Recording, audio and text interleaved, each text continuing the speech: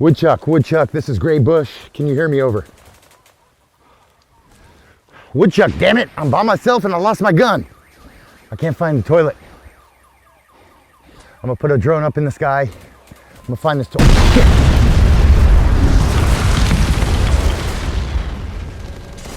Woodchuck, Gray Bush, come in over.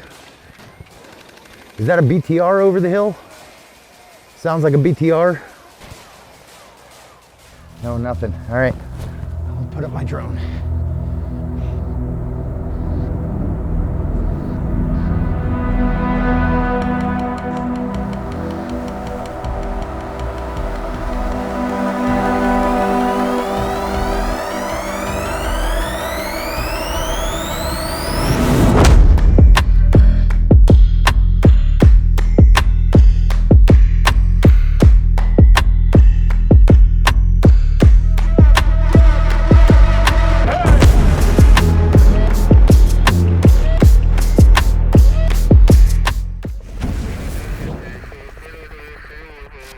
Right there.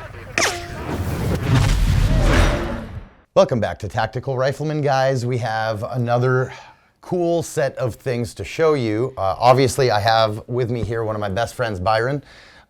Byron, you may remember at least the name because he wasn't on the video, but we did a video a little while ago on my work gun, the Black Armor Guns door kicker, which I kind of helped with the R&D on, and I completely love it, and Byron built that.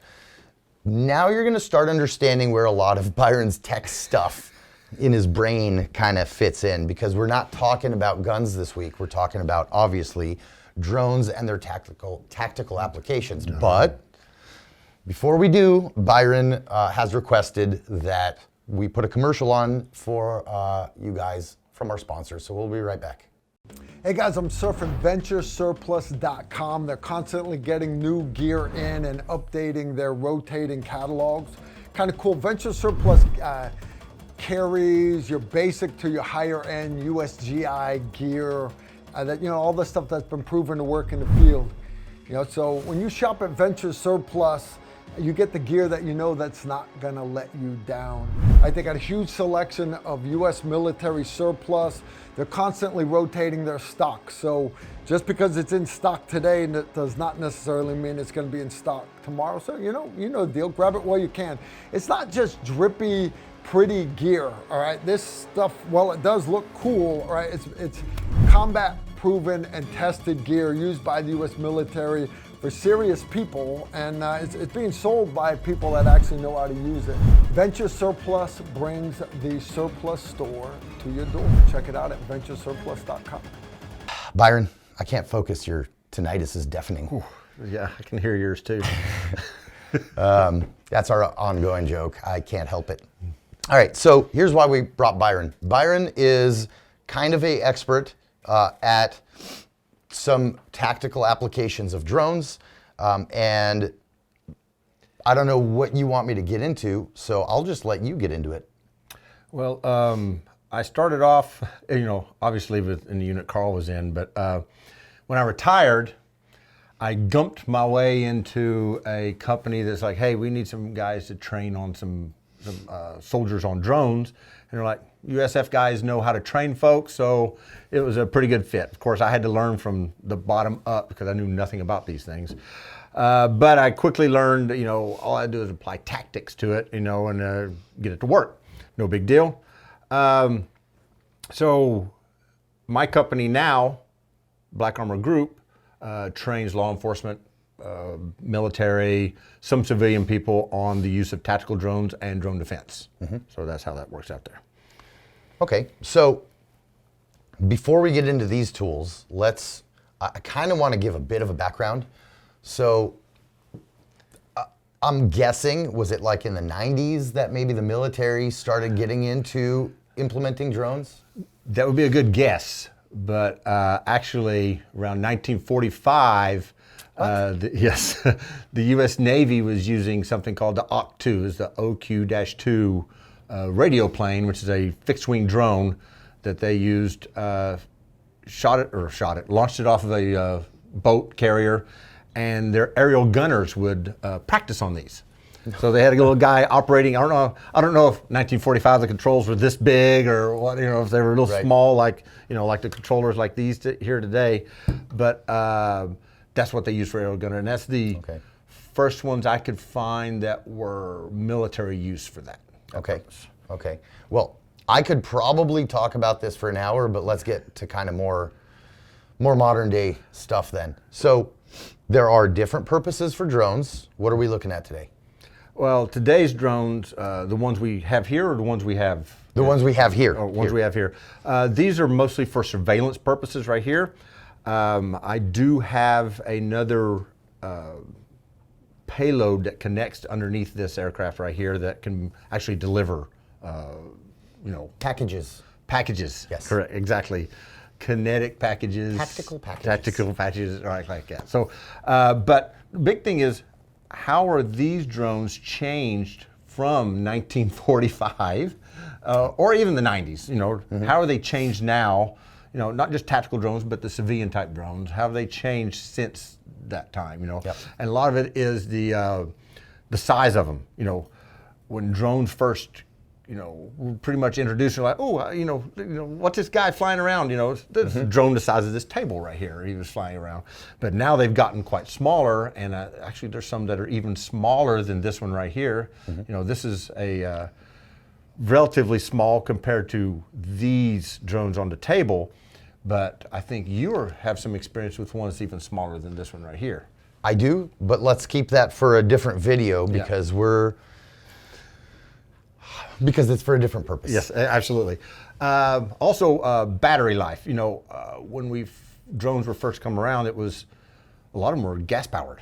And then the batteries there were car batteries running them and all that, and now they have batteries that are really small, like this one here, that can run a drone for 20 minutes. So the technology on batteries has really come a long ways to help these things. And to be honest with you, the technology on batteries today is not where it should be, because ideally, right, that most of them use LiPo batteries, right, lithium polymer. Yep. Is that correct? Yep.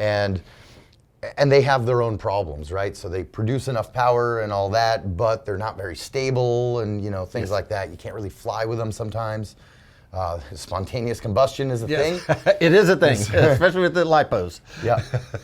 So that's one field where we can say for sure we still need to expand and become more modern. And that's what everybody's handcuffed by battery technology. Until we get nuclear powered drones, that's a thing. Right. So, also what has really come up hard in drones is high-res cameras and thermals. It's really a thing now. Now we have 8K drones, or 8K cameras on drones that are sending a signal, to a controller, and that's in real time. In real time, versus a 35 millimeter camera sitting on top of or under a drone that's gas powered. We've come a long ways with that. And so cameras, that's one big difference, right? So we have just a civilian DJI drone here, and we have it here to show kind of a contrast. The civilian ones have actually become incredibly high level, right? They're very, very good.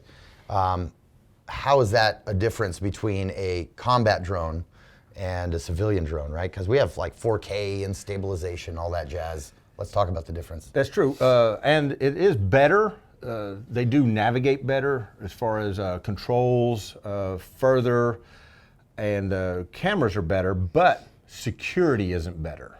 You know what I mean? Because these drones that I have in front of me, these are from a company that built these a while back called Instant Eye Robotics. These comms are secure, meaning that they're between the aircraft and the controller, they're encrypted. That connection is encrypted, all on one pipeline. These are still running on 2.4 and 5.8, where 5.8 is their video frequency, and it's not encrypted. The controls are, but they're not the video, that kind of thing. Now, more modern civilian models are coming into encryption now. Really? Yes, they're coming in encryption.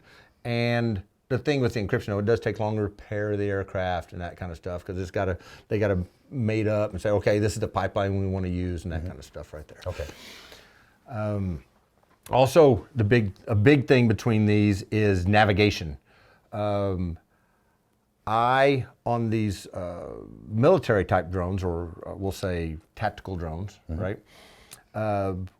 We use these in conjunction with a app called ATAK, the Android Tactical Assault Kit.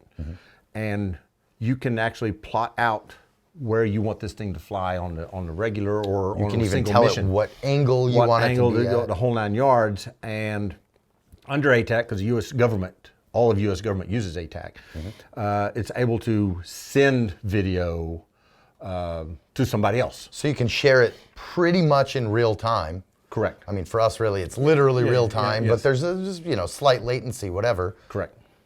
With all of the fighting forces in essentially AO. Correct. But you can't get that with the civilian drones. You know, they don't allow that under ATAK and that kind of thing. Right. Okay. So let's talk about your application, like a modern application of a drone like this, right? These are not, I will say this, the purpose of what we have here today is not blowing up, it's not shooting stuff. Right. Right, so what's... Surveillance and reconnaissance is the big thing. These things can stay in the air for a minute, you know, a minute, I mean like, 30 minutes to sometimes 50 minutes, depending on what battery you have underneath it. Depending on what kind of battery, what kind of payload, and how you're flying it. Yeah, that's right. And you can park this aircraft in the sky to where it's camouflaged behind it and keep an eye out on whatever you need to survey. Really easy. Quick reconnaissance, back in my day, me and Carl's day in the unit we were in, we had a thing called call-outs, right? Where you come up on a target and instead of you assaulting the target, you just call out. You pretty much surround the target all the way around and then you call them out. We have an interpreter help you out do that. Now, these drones can be used for the backside, or what we call the black side of the target, and keep an eye out for you so you don't run that risk of having to send folks back there. You can have somebody have one of these watching it while you're doing your call. Watching for squirters, watching for whatever. Exactly. Okay. So it's a great application for that. So let's talk kind of big Army application a second. Right? As far as use in a, like an infantry unit type of setting, because the reason I bring that up, okay, we come from a special operations background and all that, and that's what a lot of people find sexy, but we're trying to make this more relevant to a broader audience now, yes. Right? Not you audience, but the audience in terms of the usage of these things. The infantryman is supposed to dominate and rule 600 meters, right? A 600-meter radius around 600-meter radius all the way around him, in every direction. His firearm is designed for that. His optics are designed for that. These are designed to help him do that. These smaller drones. These aren't made for the tactical guy driving it from, in California, driving a Predator for your feed, right? This is for the average Joe, I like to call them Joes, to get this up and, okay, I can't see over this compound wall here. I can't see beyond that berm there. That's what these are designed for him to use. Yeah. And I will say they need to be somewhat bulletproof, because we all know Joe / this guy can tear up anything, right? So these aircraft are a little more durable than the civilian type models, because, to be honest, they are not. These are for photography, real estate, stuff like that.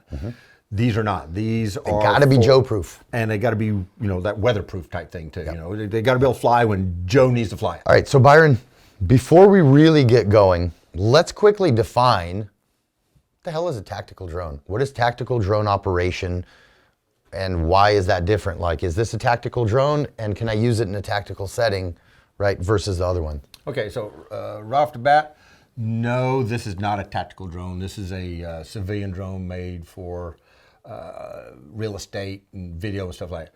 Can you use it as such? Yes, but there's some implications I'll get to in a minute for that. Mostly a tactical drone is a secure type drone that can be used for reconnaissance, surveillance, payload delivery for the tactical situation, that kind of thing. These drones can do that with some modifications, the civilian type drones, but the military drones, these type of tactical drones are designed for that purpose. Right. Okay. These drones, can you do that with? Yes, but we got to remember, again, the DJIs can't fly in certain areas. They're restricted, so on and so forth. Very difficult to use this as a tactical drone out of the box. Correct. Yes. There are some things you can do. Can you put it up for surveillance and all that? Yes. But the winds and the conditions that these drones can help whoever's using it are much better than the civilian drones are used for. Okay. All right. Before we go on, quick commercial, we'll come back. Okay, so we're back from that wonderful commercial. I hope you loved it as much as I did. Okay, let's talk some law enforcement application. Where would you use something like this in a law enforcement situation? Okay, there are like traffic accidents. What we just had in Maryland, a big snow happened in Maryland. There was traffic backed up. They could use these to help aid them if there's people that have priority for care or emergency use. They can just fly these right up and down the interstate as opposed to having to walk it. You know what I mean? These Sure. work out great for that. Also for hostage negotiations. You can actually use these for hostage negotiations. They can drop off radios, water, so on and so forth. These drones do that, but then again, these are a product that federal government or federal agencies are not allowed to use. Does that make sense for that? Right. What Byron is referring to is the Army specifically. The Army, a little while back, has made DJI drones illegal for the Army to use. So any part that comes off a DJI drone, no longer legal for the Army to. The Army's not allowed to use them because these are all. It's a Chinese company. They make arguably the best civilian drones out there right now. Correct. But everything's, as they call it, backdoored, right? What that means is essentially China can get all that information from any drone they've ever sold. What they do, the government does use DJIs, but it wouldn't be for what you think it's for. It's for counter drone operations. Like if they want to practice or develop a system to bring a drone down or stop a drone, this is the drones they use for that. Really? Yes, Okay. exactly. So. Okay. All right, well, let's move on. So tactical drones, police, we kind of got it. You can find people, right? Before we do that, would you like to talk about some camera stuff now? Because I think that kind of fits in, right? I mean, what type of cameras? That are available on these right here. Correct. All right, so this particular aircraft, this is one that from a company I used to work for. It has a couple of cameras on the front they're okay. They're like 720p. They're not the greatest camera in the world, but they're not as good as these DJIs. But they're good for Joe to get that 600 meters, for him to be able to fly in an area, and they're durable. They're not gimbaled. On these DJIs, you notice the camera, and if you put that here, you notice the camera actually wiggles a lot because of it's got a very good gimbal on it, okay? Now, imagine this aircraft and camera in a Joe's ruck, right? And him moving around with it. It's moving around a whole lot. Even if it has a lock on it, sometimes Joe has to jump it in. It's a really gentle piece of kit. Correct. These cameras only gimbal in one direction. They're locked. There's two cameras on the front of this. And this company also added a sidekick or a payload camera, which is a thermal, okay, and a zoom lens and a zoom one that's coaxed with it. So this thermal is quite a good thermal. It comes with one on board, yes, but this one's one that we add to it. It will fit on this aircraft or their other smaller aircraft. Okay. So the reason I brought up the cameras now is because we're talking about the practical applications for law enforcement or commercial or whatever. And that's a really important thing, right? Because when I hear people refer to it all the time, and they're saying, "Hey, I got a 4K or a 5.7K, whatever, all those numbers camera. It's great to have a wonderful camera, but that's not our purpose." right? Correct. And so these are purpose built for tactical applications, meaning it's got to be A, tough, B, it's got to have good enough image quality. We're not trying to make a YouTube video. We're not trying to make a Hollywood video. Joe needs to identify a human with a gun or a vehicle over there or whatever it is. Yes. Right? Or any movement whatsoever. Right. You know, that's it. That's the purpose of the tactical drone camera versus the civilian. These cameras are that come on these civilian models are good cameras, and there are cameras on these type of drones, but they're larger aircraft, and they're trying to cram 4K and so down a secure line, you know, secure frequency, and it's a little harder, and there's a lot of latency and that kind of stuff. You know? So one of the things now that I'm kind of getting into the drone world, one of the things I'm trying to wrap my head around is, because I'm not a tech guy, right? I'm a dumbass. I'm a knuckle dragger, right? So one of the things I'm trying to wrap my head around is what you're explaining. Okay, you put a 4K camera on a tactical drone. Now it's got to push that much more information in real time back and forth digitally between the controller or my iPhone or my FPV goggles or whatever and the drone back and forth, and that gets in the way of things. And a big one is that 4K and 8K on these is being stored on the aircraft. So it doesn't have to shove it. It doesn't have to shove it. It can shove a smaller quality or lesser quality to the controller, okay, and to who's viewing it. There is nothing stored on these aircraft. So it has to shove everything to the controller. And let's explain why. This is a really important piece, guys. Nothing gets recorded on these, unlike here where you probably have like an SD card here somewhere, right?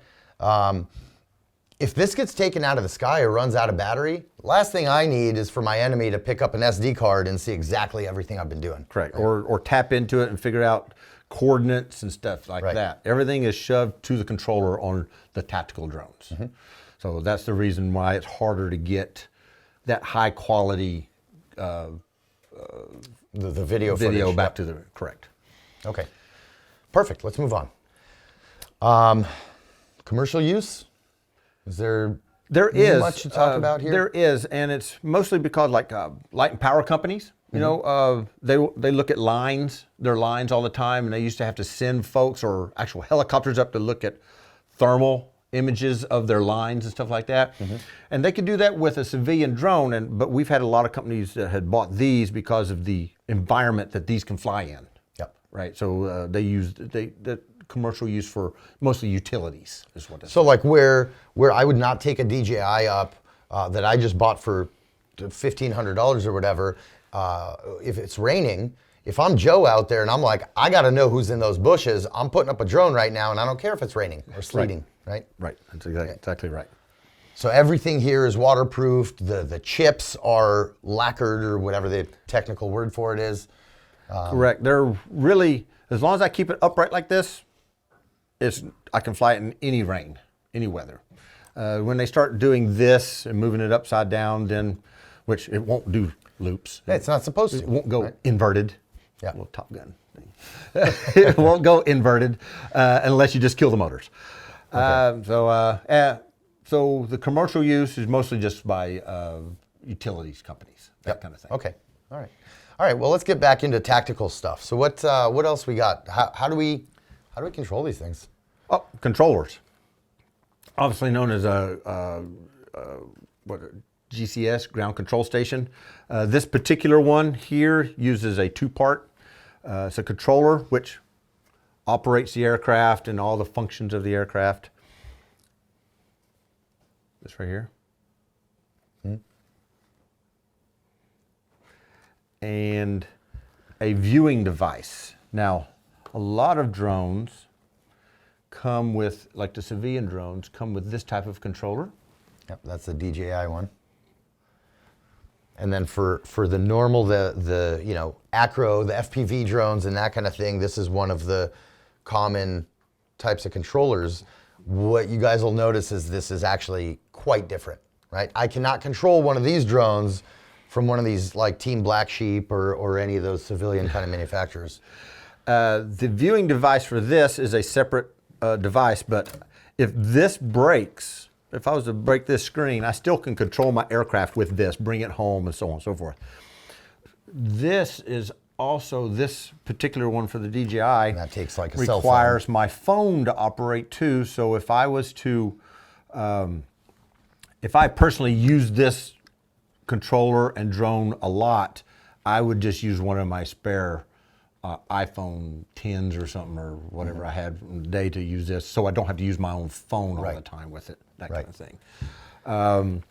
Again, you have recording on this and your phone, because it is recording to your phone at the same time. The only thing this records on is this. Everything is recorded on this controller right here. And then I can transfer from the controller or view it live on my tablet as if it's a little external drive. It'll plug in USB drive. USB drive, that's how I do it. All right, guys, before we go on to the next piece, you let YouTube get you another commercial, because I know that's what you want. We'll be right back. And we're back. We're back. I love that commercial. That was just a garbage product.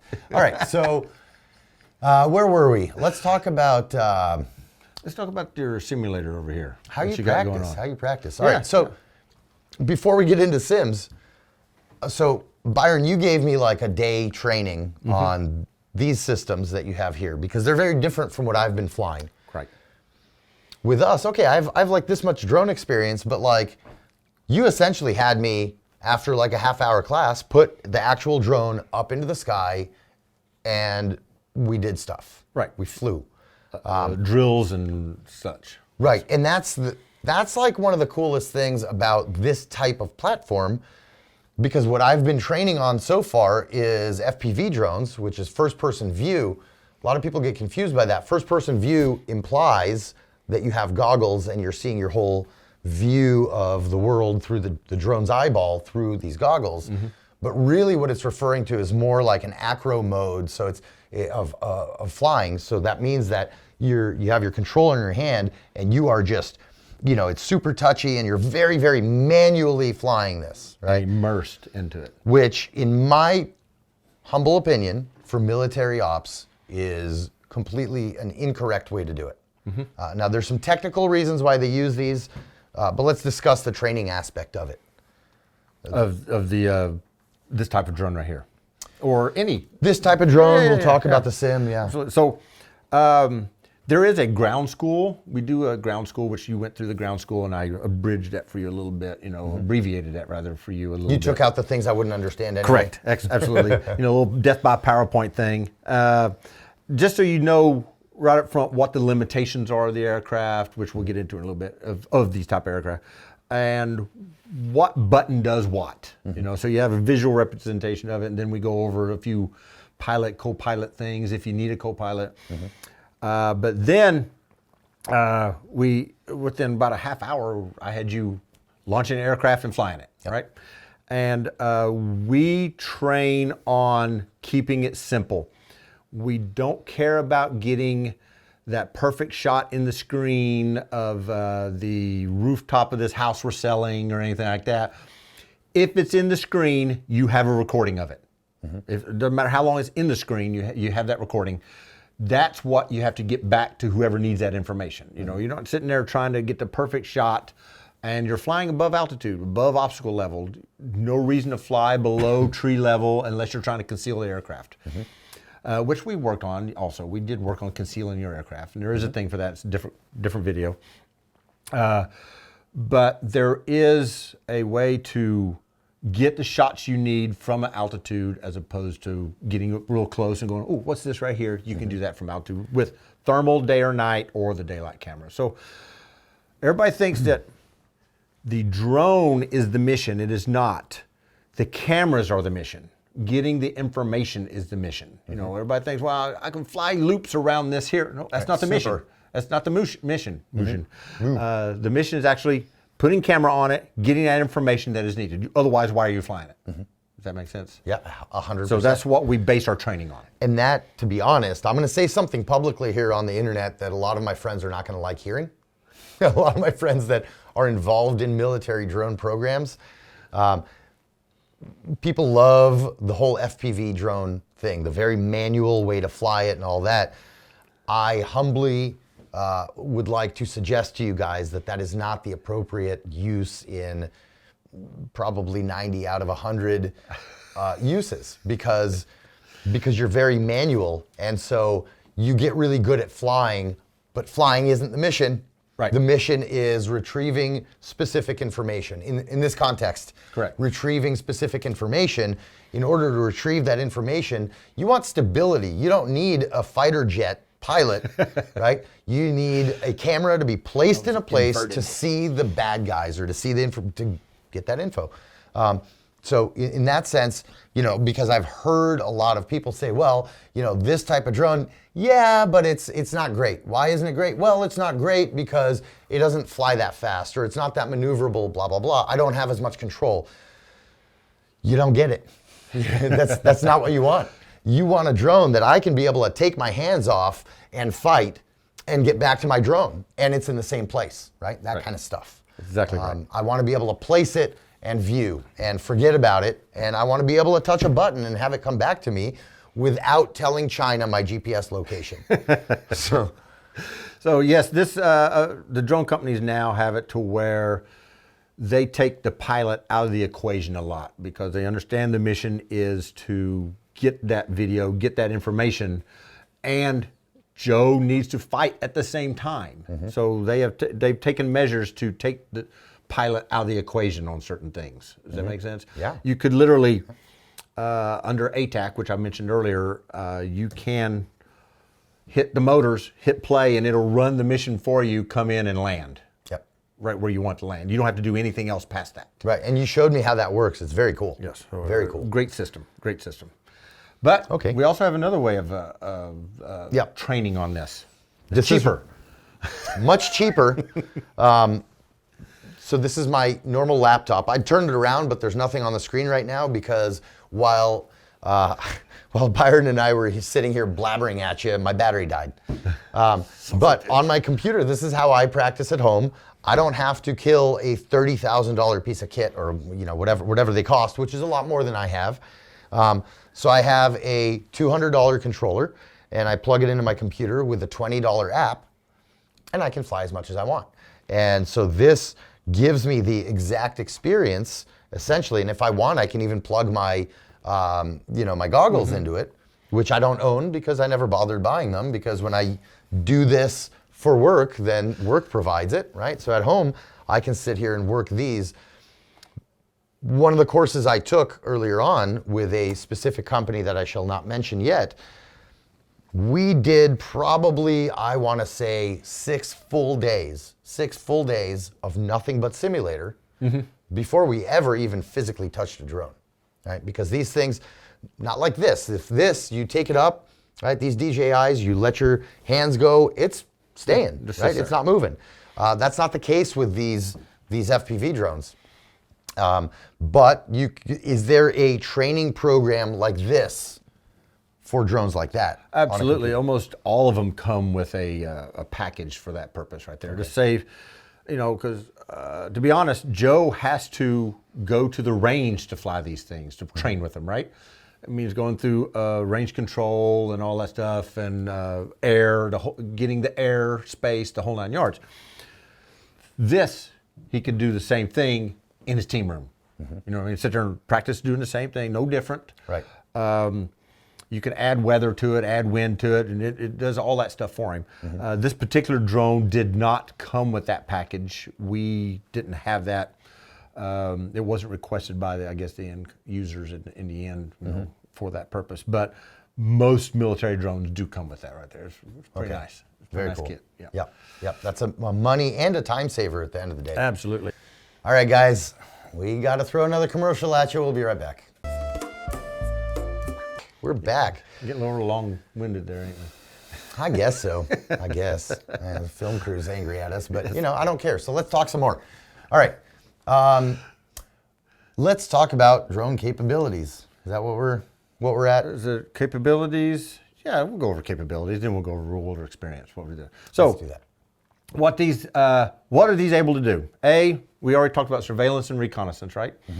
But delivering stuff. We all got into there was the Amazon thing that was going to be, Amazon was going to deliver packages and all that. Right. And even then I knew that wasn't going to happen when, I was around engineers that were developing these. And of course, having been a part of that process of the development phase and all that with the drones, I was able to realize they ain't going to deliver shit with fucking beep, beep, beep, beep, with a drone.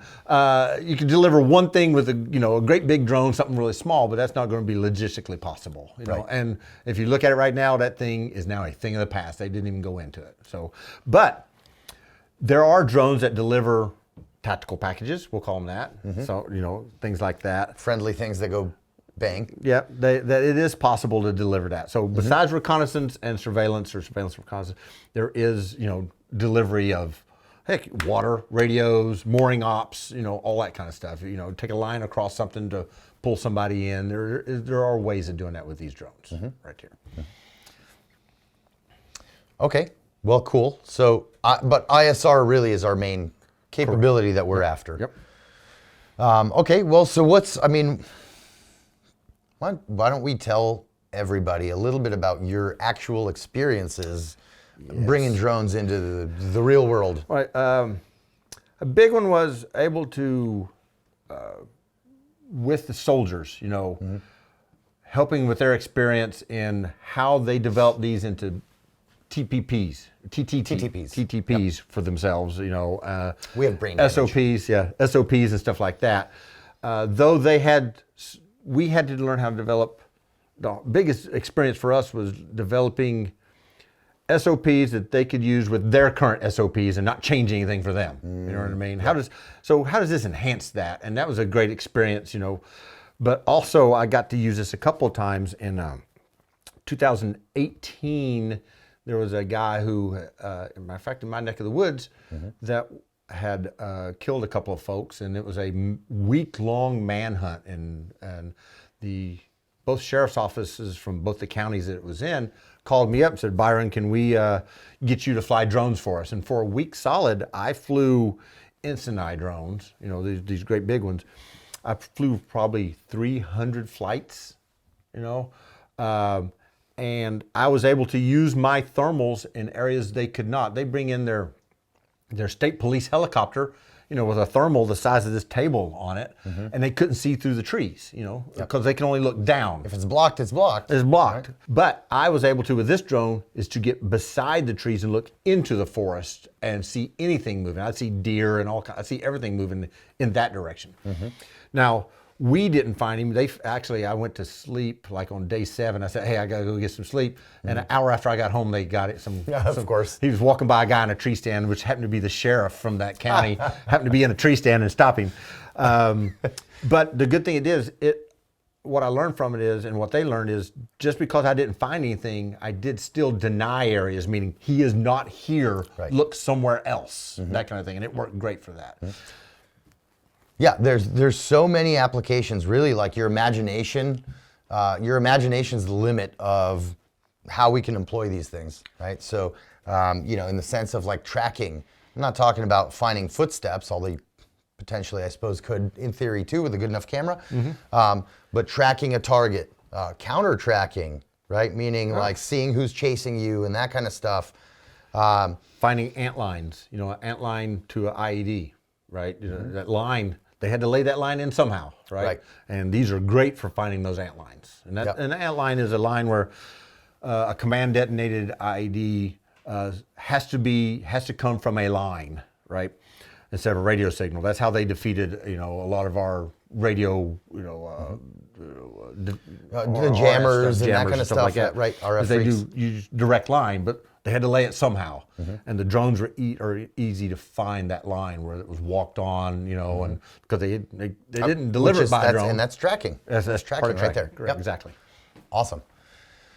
Any other stories you'd like to share? No, that's about it, I think. I can tell you right now they're in massive use. Ukraine, Israel, the U.S. military, everybody is now going to drones, and there's a million different types of drones.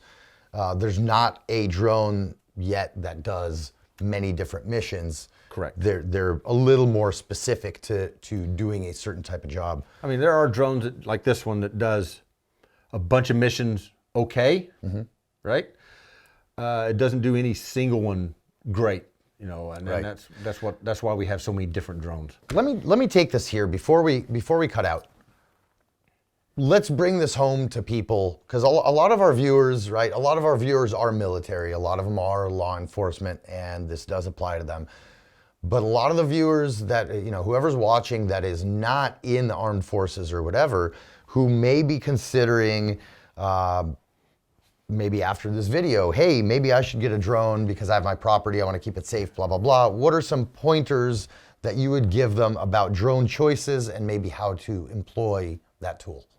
There is nothing wrong with owning a DJI for that purpose. You know what I mean? If they want to protect their home and see their I call it external environment versus what's in the house. Yep. But you need to keep it updated and learn how to, which we do in drone defense also, learn the battery. The battery is probably the most important part of this aircraft. You know, if you don't keep that thing charged and keep it at a temperature that it's supposed to stay at, you can't just leave it outside in your car because it'll cold soak and you can't use the dang thing. There's those little things you need to really master if you want to use this. You know, keeping the battery charged, keeping it updated, and be able to deploy it quickly.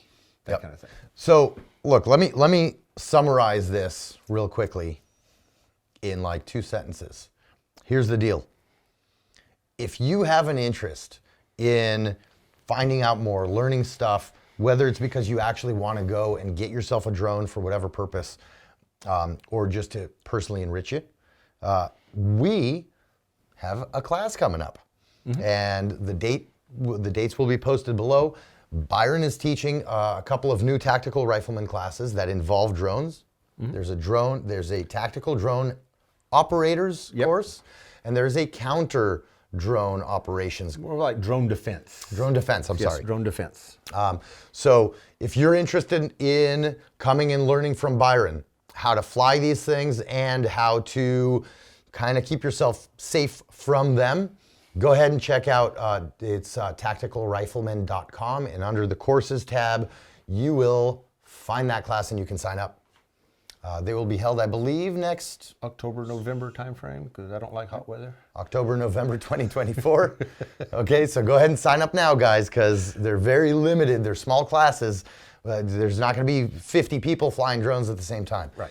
So Byron's putting up a new class. Carl and I will be there to help. And anything about the class that you would like to dispense here? Yeah, if you come, bring bug spray. Tennessee, we got all the seasons in October and November. Of all the things, it's bug spray. Awesome. Well, Byron, thanks. We got to play a little bit. I keep learning from you every time we meet. Somehow I still don't know anything, but all right. Well, thanks for sharing a bunch of knowledge and bringing all the toys. Too easy. And we'll see you guys next week. If you like this video, make sure to like, comment, and subscribe. Also, make sure you follow us on Facebook, Instagram, and Twitter so you don't miss out on anything.